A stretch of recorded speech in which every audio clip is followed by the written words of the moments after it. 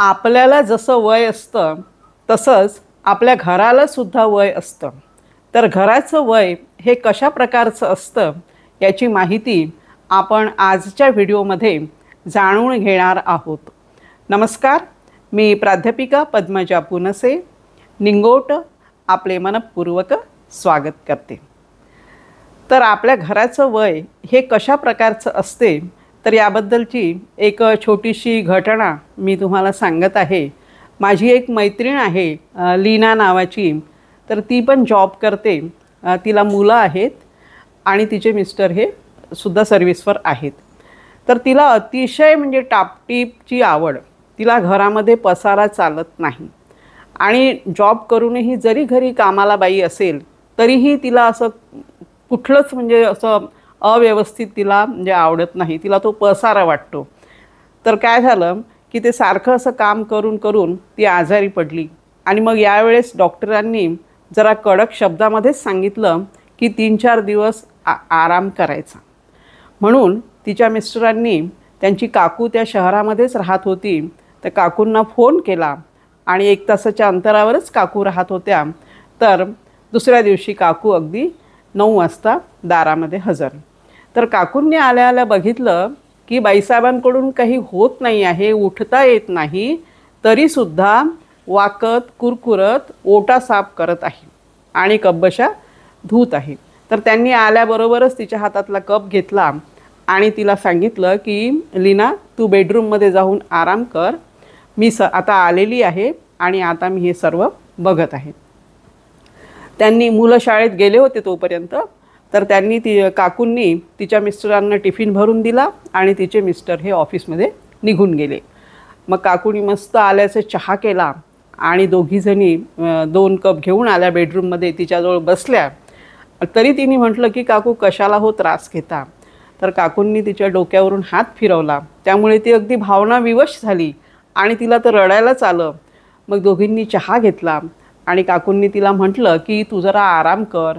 पण ती म्हणाली की बघा ना काकू, किती पसारा आहे घरामध्ये, हे इथे ठेवलेलं आहे, ते तिथे ठेवलेलं आहे.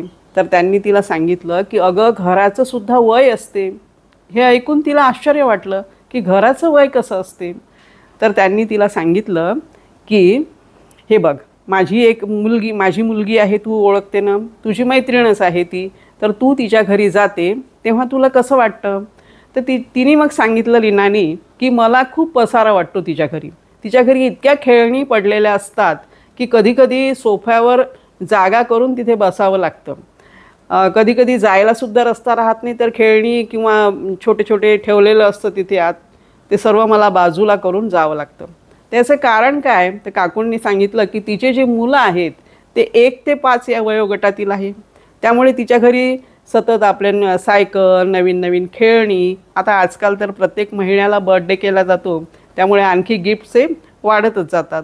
तर ती आवश्यक तेवढंच बाजूला करते आणि बाकीचं तसंच असू देते.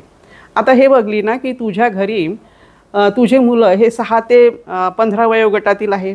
म्हणून तुझ्या घरी काय दिसत आहे तुला की रंगीत खडू, स्केचेस, पेन्सिल्स, पुस्तकं, वेगवेगळे चप्पल्स, बूट्स हे तुला दिसत आहे आणि ते काही पसारा नाही आहे. म्हणजे असं जर तुला दिसत आहे तर त्याला तू पसारा आहे असं बघू नको. हे तू मुलांना जर बंद करून पॅक करून ठेवून दिलं डब्यामध्ये तर त्यांना जर दिसणारच नाही ना, आणि दिसलं नाही तर मग त्याचा उपयोग ते कसा घेतील. म्हणून आपल्या घरात जे मुलं असतात तेच आपल्या घराचं वय असतं. त्यानंतर 15 ते 20च्या वयोगटातील जे मुलं असतात त्यांच्या घरी वेगळ्या प्रकारचा पसारा असतो. म्हणजे त्यांच्या घरी वेगवेगळ्या बॅग्स, कॉस्मेटिक्स, त्यानंतर म्हणजे परफ्यूम, सँडल्स, त्यांचे वॉर्डरूममध्ये विविध कपडे, तसं त्या प्रकारचं असतं. आणि नंतर मग 20 वर्षाच्या नंतर ही जी चिमणी पाखरं असतात ती मोठी होतात आणि घरट्यातून निघून जातात. मग मात्र जेव्हा दोघंच घरात असतात तेव्हा अगदी चित्रातल्या घरासारखं सामान ठेवलेलं असतं. म्हणजे जिथे ग्लास ठेवला असेल तो तिथेच राहतो, जिथे एखादं पुस्तक असेल, कुठे तुम्ही एखादं काही भांडं ठेवलेलं असेल किंवा काही पण ठेवलेलं असेल तर ते तिथल्या तिथेच राहतं. कारण काय, त्या घरातील जी आता चिमणी पाखरं असतात ती भूर बाहेर गेलेली असतात. आणि म्हणून अगदी ज्या घरात म्हणजे तुमच्या घरामध्ये ज्या वयोगटातील मुलं असतात तेच तुमच्या घराचं सुद्धा वय असतं.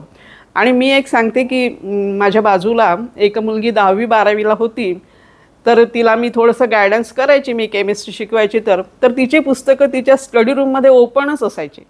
म्हणजे समजा थर्मोडायनामिक्सचं चॅप्टर तिचं ओपन, बायोचं बुक्स असेल तर ते जेनेटिक्सचं ओपन, मॅथमॅटिक्सचं असेल तर मॅट्रिक्स, डेरिव्हेटिव्ज अशी ओपनच ठेवायची ती स्टडी रूममध्ये, आणि आली की ते असं वाचत असायची.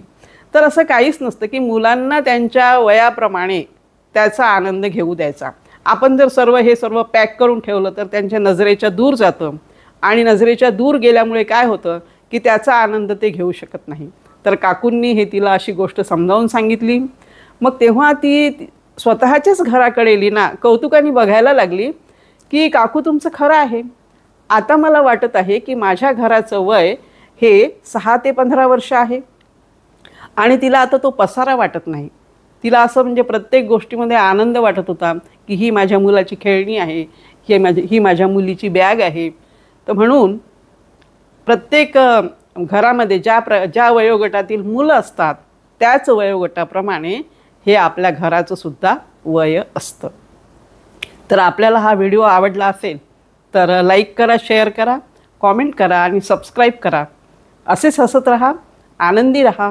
पुन्हा भेटूया माहितीपूर्ण व्हिडिओसोबत. तोपर्यंत नमस्कार.